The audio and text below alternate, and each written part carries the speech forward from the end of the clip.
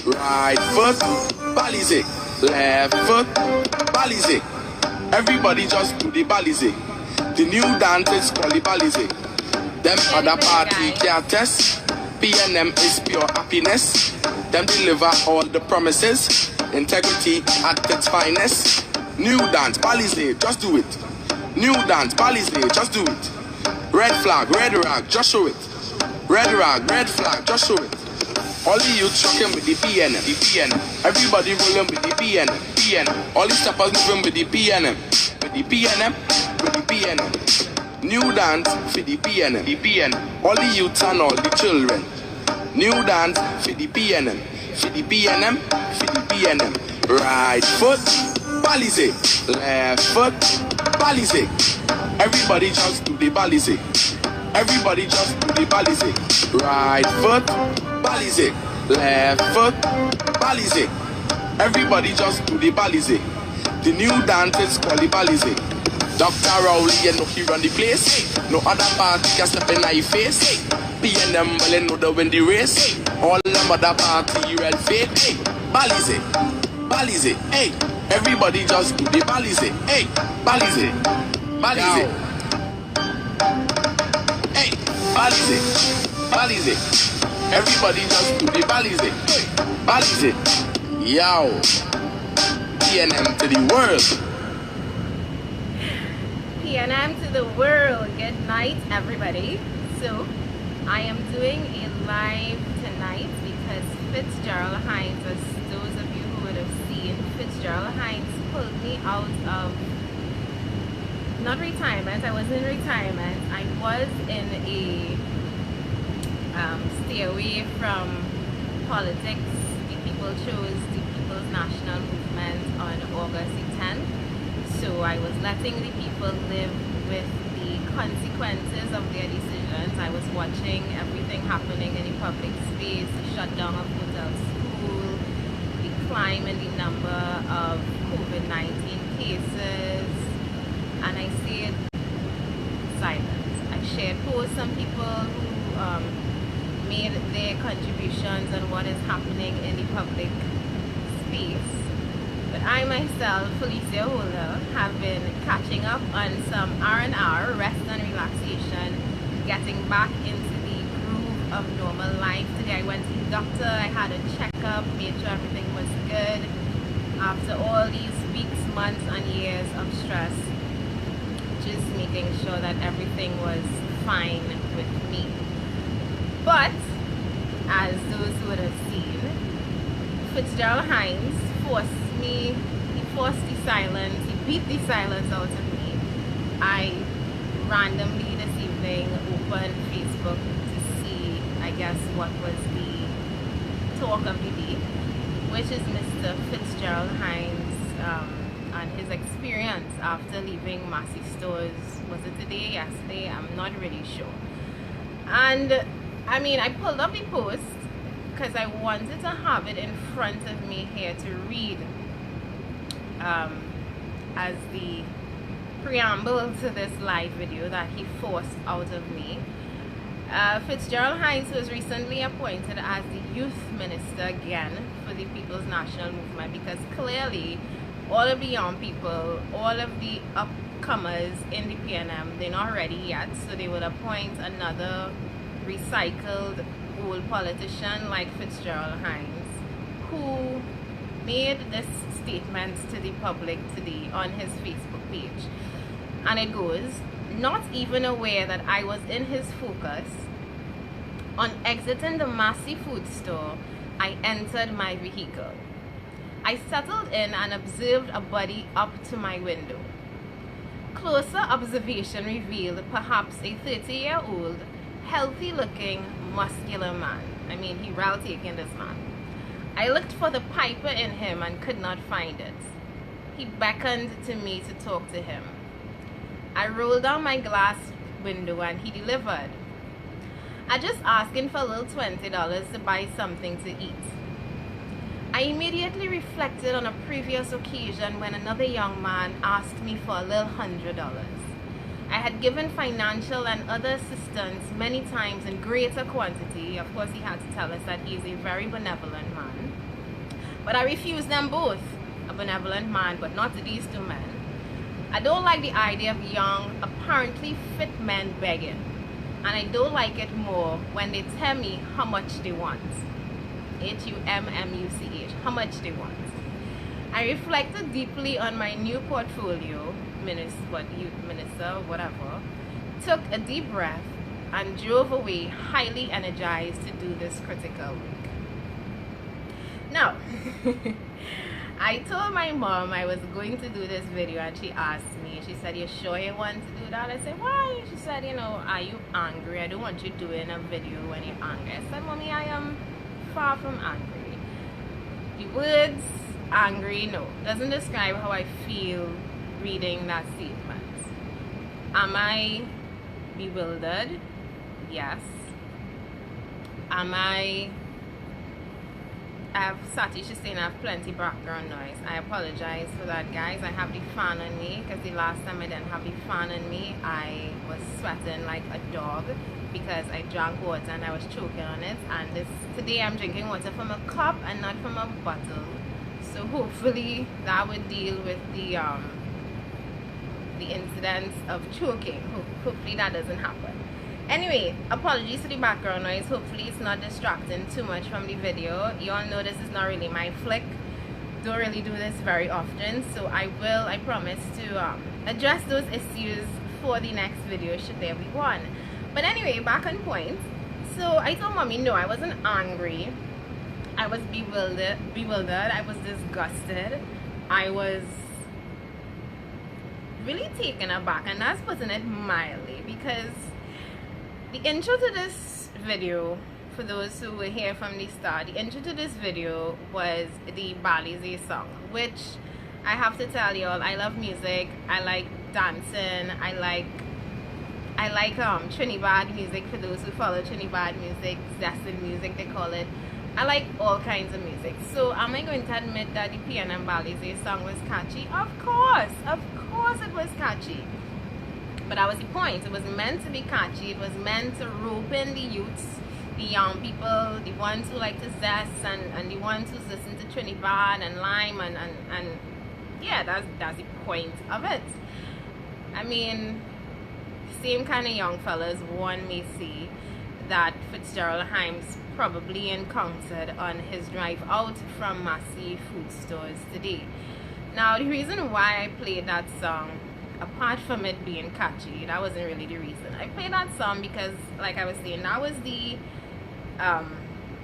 draw in to the PNM for this general election. And I would know because I just came out of election season, and I did a post analysis of it about a few days after election. I told you all about the PEP experience.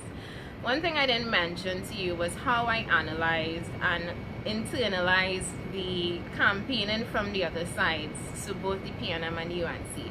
I noted that they both tried what the PEP has been doing successfully for the past 4 years, which is to appeal to people on a social media level. So there was a lot of social media campaigning, especially now that we are going through this COVID-19 lockdown period. And they appeal to people on that social media platform. This is the first time I'm ever watching the video, and I'm noticing people that I know. So Pablo, the dancer, he used to dance in Zen with an alchemy with this girl, not Jade, I forgot her name. She was one of Marshall's dancers. I'm telling you, young hip people to pull you in. And like I said, that was the point of the video. It was the point of the whole Balize song, etc, etc.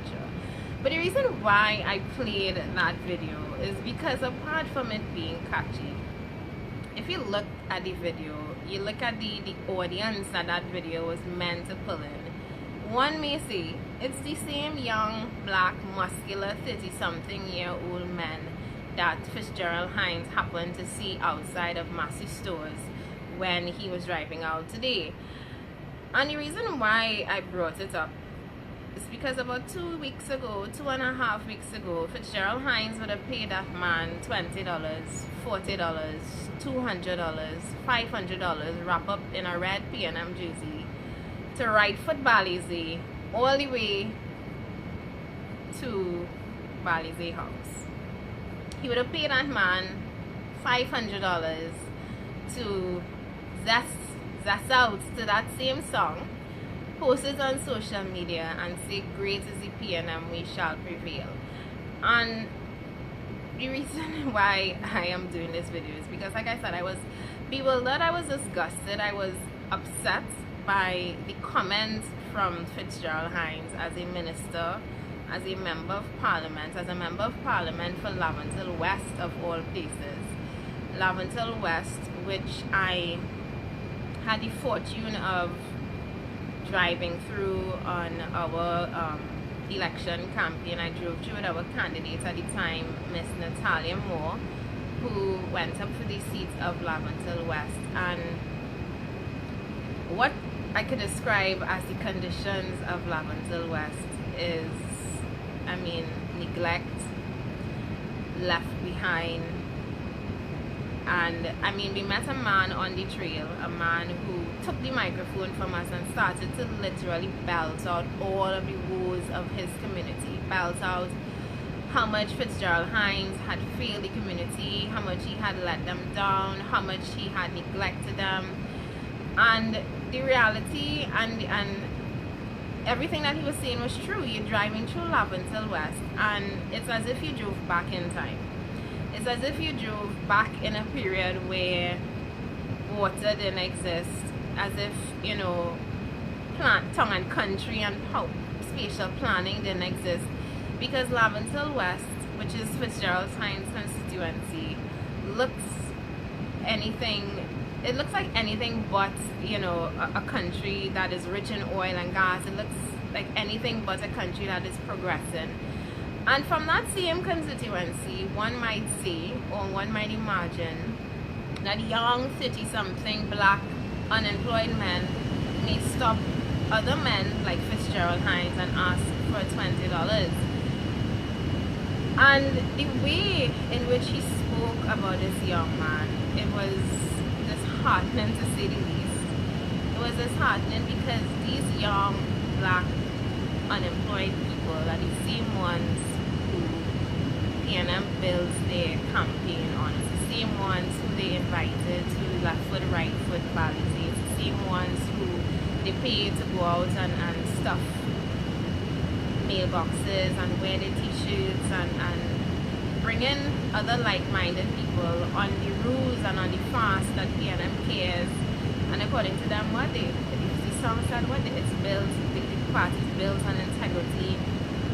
And I'm looking now, 2.5 weeks later, at the scorn and disdain and disgust with which the same young, black, poor, unemployed men are being treated by the same member of parliament who just 2.5 weeks ago was sweeping his cookie broom and inviting them to sweep away all of the bad omens and sweep in the PNM. I don't know what he was doing, but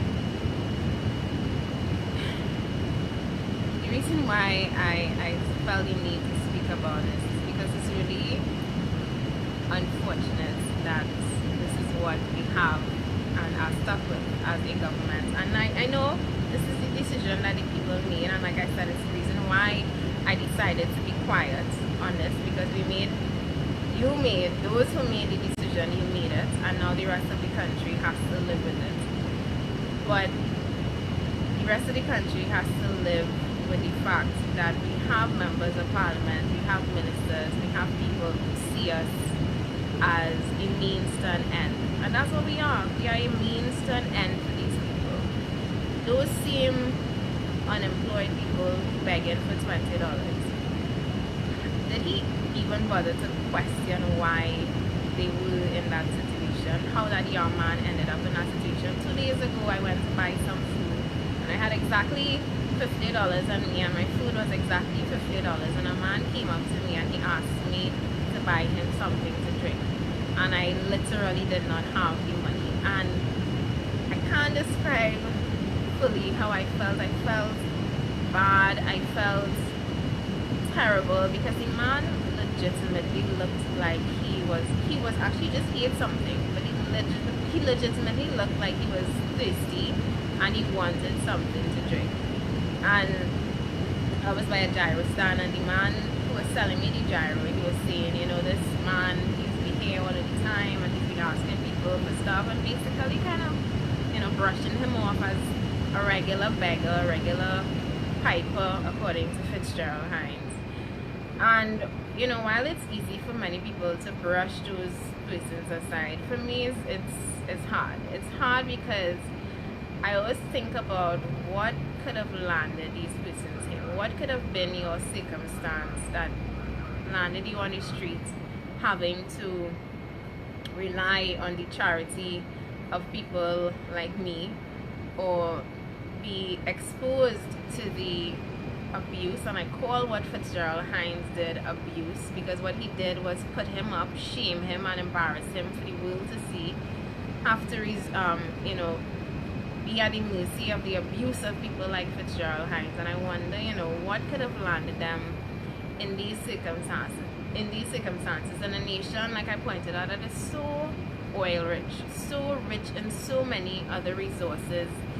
It was Debbie Jaikaran shared a post today that where they were justifying the shutdown of Hotel School, saying that they had not accounted for 2 years, and she brought up the point that who has been accounting for the pitch lake for the past 10, 15, 20 years? We know nothing about the pitch lake as a natural resource in this country. We know nothing about it. We know we have it, we know it's making us money, but we don't know who it's making rich. It's certainly not that young man who had to beg for $20 and be embarrassed on social media today. And going back to the drive through Laventille West, looking at the situations and the deplorable living conditions, and hearing firsthand from the residents how they have to live in Fitzgerald Hines constituency, and then looking at the view. Laventille West, for those who have never been, good evening Faith. Laventille West, for those who have not ever been there, it has what I have to describe as the most amazing view. Cookeriet and not Cookeriet, what do you call that? Fort George has a really amazing view, but I don't think that it can rival the view that you see in Laventille West. And for all of that, for all of the richness, the beauty that they have, they are clearly living in, you know, subpar situations. They've been neglected. They've been resigned to having to tote water if you have to tote water uphill. They've been resigned to having to do the low-paying jobs, or the jobs that, according to Fitzgerald Hines, you probably should do rather than beg for money. But they're citizens of this country, just like me, just like you. And to imagine how you go from that to having to beg. Yeah, Ravi said it, living in squalor is the truth. Having to live in squalor. The reality of what would have led to that is obvious. I mean, it's been years and years of neglect, years of failure to uplift and provide hope and opportunity for like people. And somebody said it, they said, rather than, you know, scorn the man and make him out on social media, you as a member of parliament, where was the Laventille West is mover. Actually, Laventille East mover is the constituency. Laventille West is separate.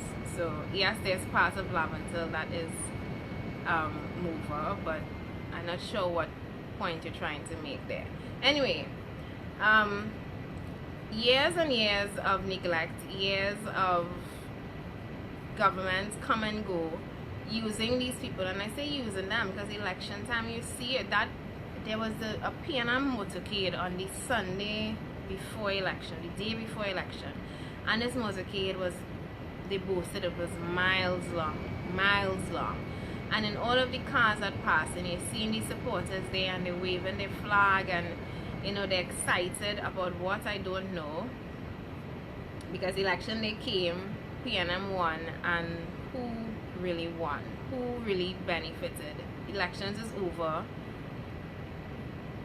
I didn't say Fort George was Laventille, babe. I said there are views in Fort George that are beautiful, but they cannot rival the views in Laventille West. So I think you may have misunderstood what I was saying. Anyway, let me focus on what I'm saying and not get distracted by those who did not pick up what I was trying to say. They were boasting that their motorcade was miles long and it was full of PNM supporters, and the PNM supporters on election night, they celebrated and they said we won.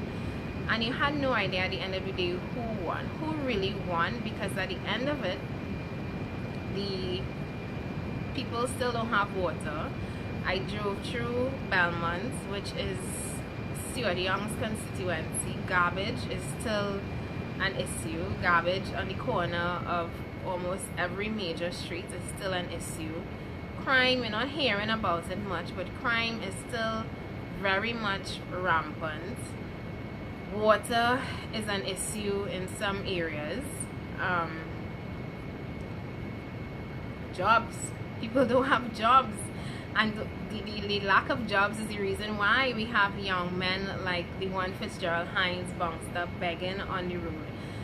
And whose responsibility is this? It's the responsibility of the government. We have had 5 years of the PNM government, and we're now about to enter 5 more years of this PNM government. I'm waiting to see who they're going to blame for the lack of jobs in society. I'm waiting to see who they're going to blame for the treasury being empty. I'm waiting to see who they're going to blame for the collapse of the agricultural sector. I'm waiting to see who they're going to blame for the collapse of the oil and gas sector. I'm waiting to see who they're going to blame for the collapse of the manufacturing sector, since they have been and were the government for the past 5 years, and they are going to be the government for the next 5 years. Their last campaign was built on blaming the UNC, which was the previous government from 2010 to 2015, for their mismanagement of the economy. Who are they going to blame now for the 2015 to 2020 period, where our economy has retracted? We've experienced more than 2-3 quarters of negative growth, where foreign exchange is hard to come by, where we are in the middle of what is now considered a real pandemic. What we had when we had less than 100, or what was it, 114, 15 cases that caused us to withdraw 10 billion TT dollars from the Heritage and Stabilization Fund and take loans from the Inter-American Development Bank and the, but I forgot the other bank, but loans that we took for COVID-19, that when we were less than 120 cases, money that is now gone, and the Prime Minister was very clear to say that the money is gone, and it was his reason why we're not putting or having another shutdown. Now that we need that money, now that we are bordering on 1,300 cases of COVID-19, now that the treasury is virtually empty, who are they going to blame? Somebody said that they're going to blame COVID-19. To date, there are people who still haven't gotten their grants.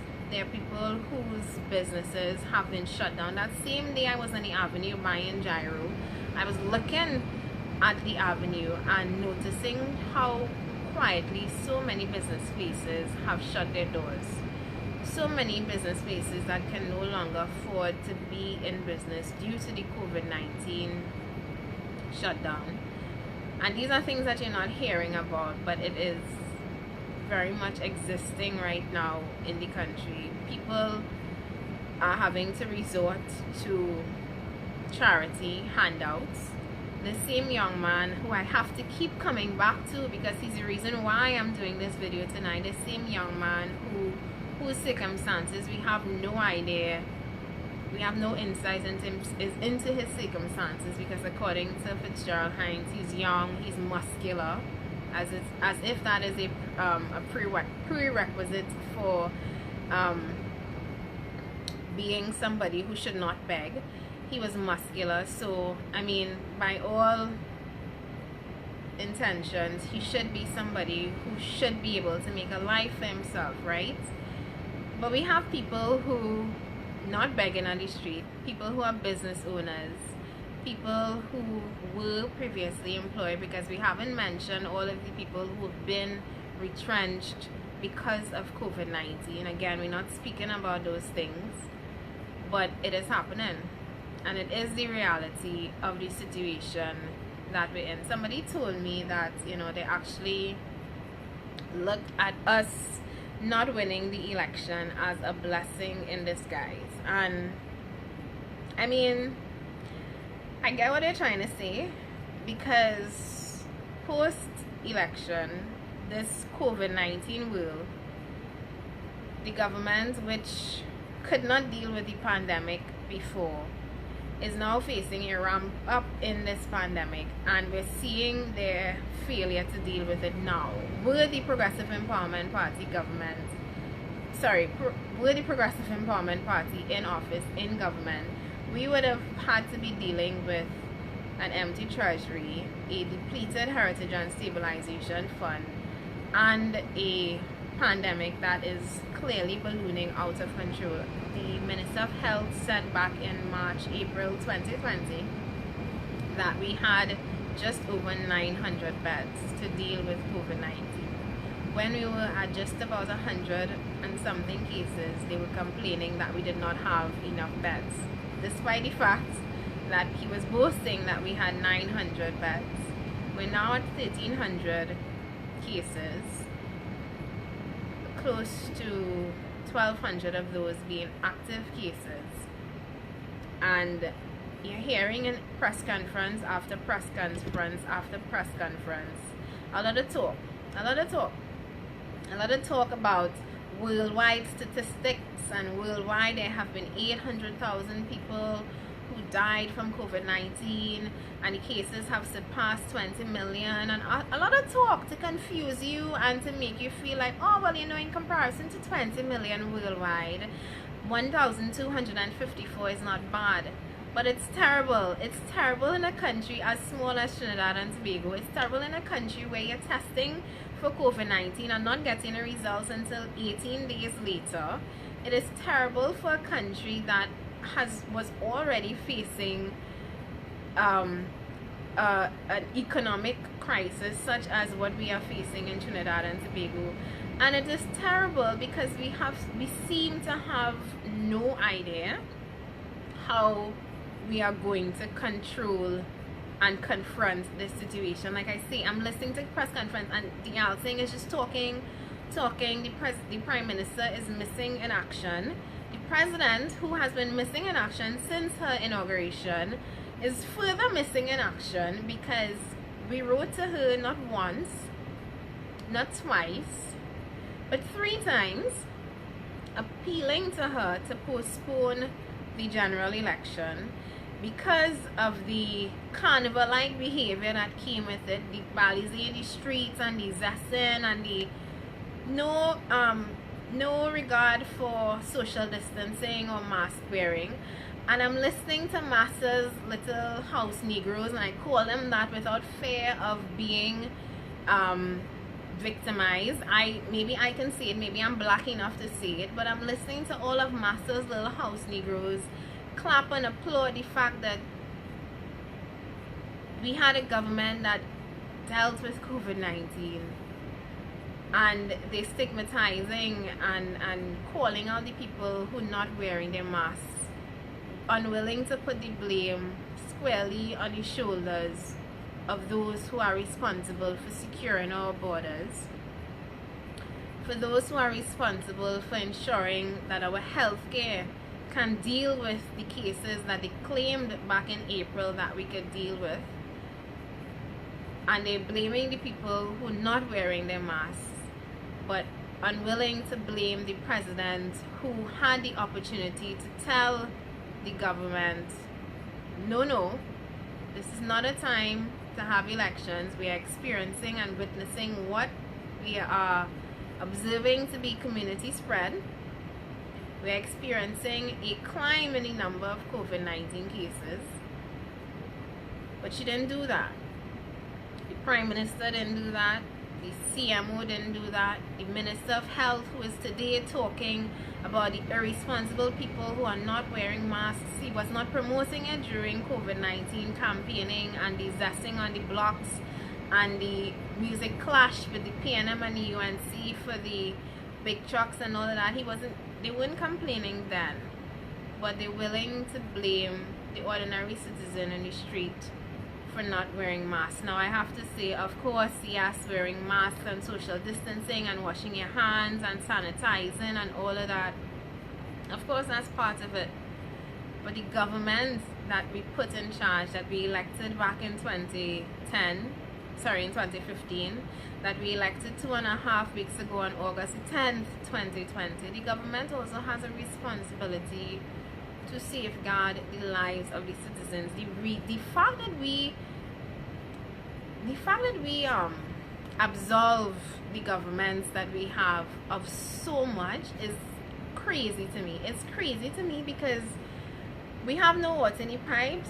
People say don't blame the government. Blame the fact that we have old pipes, and blame the fact that we have 6 months of drought. Don't, of course, talk to them about the fact that we have so much water in periods of rainfall, so much water that we can catch, store, treat, and distribute to all of Trinidad and Tobago in the periods of drought. No, of course, don't bring that up. Don't blame the government for people being poor and begging on the streets, because you have the right to rise out of your circumstances. You have the right to find any job, wash cars, wash windows, sweep the streets, do anything to earn $20. Don't blame the government for our inability to diversify, because guess what? The rest of the world is experiencing hardships. So who are we? Those are the kind of excuses that Trinbagonians make for our government. Those are the kind of excuses that we make for the nonsense and the puppet shows that we have passing for government in this country. That's the kind of excuses that we make. So for all of these excuses that we make, what is the point of government?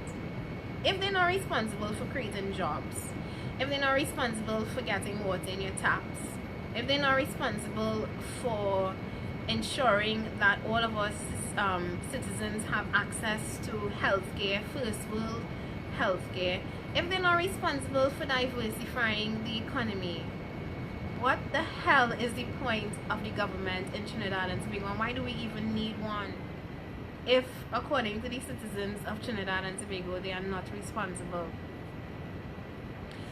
Went down a kind of long road to come back to the point and the reason and the purpose of this video, which was inspired by Mr. Fitzgerald Hines, who shamed a young 30-something-year-old man on social media today for his inability to afford, his inability to do what? Shop Massey like Fitzgerald Hines was able to do, his inability to live a life of comfort, his inability to roll around in a BMW or a 3 Series or a Range Rover, whatever Fitzgerald Hines was rolling around in. We know it wasn't a Tida or a Kia like I drive or a regular car. We know he was driving something fairly decent as he what he did, he reflected on his new position. When I read his post, all I could think about was the new age slavery that we live in. How we exchange the Union Jack for the red, white, and black, and the masters' faces changed, but the behavior and the treatment remained the same. Honestly, if you had to think about it now, we are literally slaves to the jobs that we work. We're literally, we've been reduced to laborers and consumers. Hardly anybody owning or owns anything anymore. If you do, you're struggling for foreign exchange to be able to pay to keep your business alive. More and more people are losing their businesses, having to work for the figurative and literal 1%, like we call them in this country.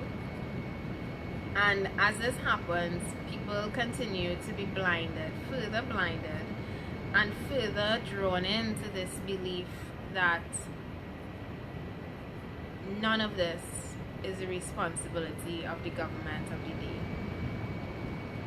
So maybe we don't need a government. Maybe we just, live hand to mouth. Maybe we all do like that young man and beg at the side of the street and wait on the charity of somebody to keep us afloat. Because I'm looking at the country now, 2.5 weeks later, post-election, and like I said, I've been quiet on a lot of things because I'm seeing us going nowhere fast. Yes, we are in a pandemic, but it has been grossly mismanaged. We have leaders who seem to have no idea of direction. They seem to have no clear plan for what we're going to do as a country. Every day the cases are climbing by 50, 60, 70 persons.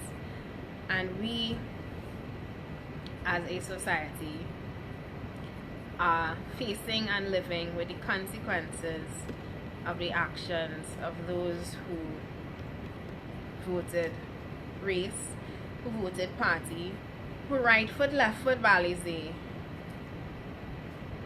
unaware of what was going to come days after the election. Ravi, I read in your comment, I wish Trinese would listen to sensible lives instead of bacchanal politics too. I wish that the 96 people who I saw like Fitzgerald Hines' post, the 3 who shared it, I wish that they had a heart, or that they understood that while they may not have to beg at the side of the street, that the wolf is quickly reaching their door, and should they have to fall victim to a COVID-19 case tomorrow, that their entire lives would be turned upside down, that were they to lose their jobs because of the COVID-19 economic decline, that they would be a victim just like that person at the side of the street, and that they could understand that what we're facing right now is literally the consequences of our own actions. Actually, not me, I'm taking myself out of it. I had no part to play in it, and everybody who did not vote race, did not vote party loyalty, did not vote based on what mommy and daddy and granny forced you to do, kudos to you. You may have been in the minority. I was about to say majority. You may have been in the minority, but like the saying goes, if you don't stand for something, you can fall for anything. And for those who stood for truth, those who stood for a better country, those who stood for real integrity, not the integrity that I listened to this video, this song poetry, this fake integrity that was bandied about by the PNM. For those who voted for real integrity, real change, kudos to you. I know today we're not experiencing the outcome of what we were hoping, but maybe this had to happen. Maybe Trinidad and Tobago needed to have another 5 years, God forbid, of eating our own vomit, like they say, to really understand that we are not heading anywhere fast. Maybe that's what we needed. Me personally, being stuck here, I'm literally stuck because ideally post-election, when Trinidad and when the Progressive Empowerment Party did not win, ideally I would have booked a ticket the next day and gone abroad and take a little hiatus from this country, just a little bit, to reflect and really think about what is our new reality. But I'm stuck here like everybody else is stuck unless you're the Prime Minister who can afford to fly a private jet to go and deal with your heart condition or whatever he's dealing with. God forbid you can't afford it and you have to stay here and deal with the healthcare system as it is right now, burdened with the COVID-19 cases. God forbid that you're a pleb like me and like everybody else to have to deal with our healthcare. But it's a reality. And for those who continue to believe that you voted for the right choice, those who continue to believe that you voted for anything other than your own racial, backward, selfish thinking, because I can't see how you can make a conscious decision to vote for the same government that is responsible for shutting down petrogen, that is responsible for destroying the economy. I can't see what is your justification for doing all of that and for seeing all of that and then still coming back and putting your X by these parties. For those who made a decision on behalf of the rest of the country, no thank you very much, but we continue to live day by day with the consequences of the decisions made by those persons. As it is right now, like I said, we're facing close to 1,300 cases of COVID-19. We are hearing nothing about a plan for total shutdown like we had when we had just a few cases. So it's up in the air. Like I said, we clearly don't need a government because, you know, they're telling us nothing anyway. And we continue to live day by day, waiting to see what will happen. Guys, the most I can say is stay safe. I absolutely hate wearing masks. I hate the feeling of it on my face. It makes me feel claustrophobic. It makes me feel as if like restricted and I can't breathe. But the last thing I want to face is this healthcare system burdened with COVID-19 cases. So please, as much as I don't like wearing a mask, I encourage you, please wear it. Please, if you do not have to go out, I encourage you not to go out. As it is right now, with the exponential increase in COVID-19 cases, we have no idea what is going to come.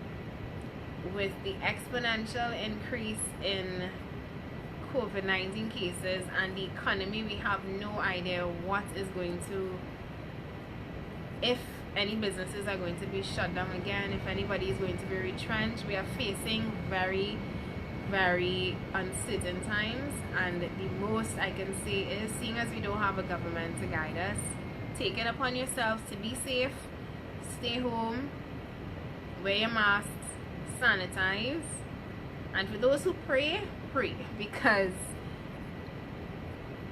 I like I said, I listened to to Terrence Yalsing today, and I felt no hope. I got no answers, and it's as if we voted for nobody, or as if you guys also voted for nobody on August the 10th. This is what we're living with now. Anyway, I've arrived at the end. Somebody said total lockdown from Monday. Is that confirmed, or is it? Because I tuned out of his media briefing today. If it's confirmed, well, I guess we're facing even more uncertainty. So if we are having a total lockdown on Monday, for those who can, while they can, go out, get your sushi. I see Kaizen is having an independent sale, $50 for a roll. Go out and get your sushi, go out and get your last bit of fast food, because we remember what it was like when we were locked down. We may be potentially facing that again. Have a great night, guys. I went on much longer than I had intended to go on. Mr. Fitzgerald Hines, I ain't done with you yet. So I'm seeing people calling for you to be fired. Unfortunately, we do not have a law that allows free calls, so we can't remove Fitzgerald Hines as a member of parliament. Maybe they may remove him with enough public pressure as, what is he, youth minister or minister of youth affairs or youth affairs officer, whatever on earth he is. Maybe that might happen, but knowing the track record of this government, maybe he might just stay there for his full 5-year tenure, and we the citizens have to deal with his nasty behavior, nasty attitude for the remaining 5 years. Anyway, that's it for now, guys. I'm gonna end with the Balize song, because I mean the irony of this dance, the irony of this song now is just too real. But again, it is what you voted for. Have a great night, guys. BNM.